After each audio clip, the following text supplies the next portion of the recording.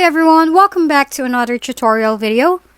And for today's topic, I'll be showing you how you can set up live wallpaper on iOS 17. Live wallpaper is officially back on the iOS 17. And to set up the live wallpaper on iOS 17, go over to your wallpaper. And now, touch and hold anywhere on the lock screen. And then tap the plus sign icon at the bottom right. In here, choose the Photos option.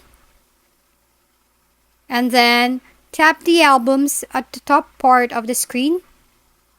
And under the media types, select Live Photos. And now, choose what specific live photo that you want to set as a wallpaper.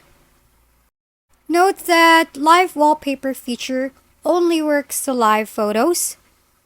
And once you're done choosing the photo, turn on the live button or the motion button below to bring your lock screen to life every time you wake your phone from sleep.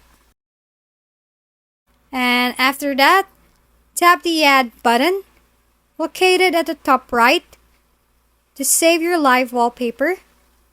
That's how easily you can set up your live wallpaper on iOS 17.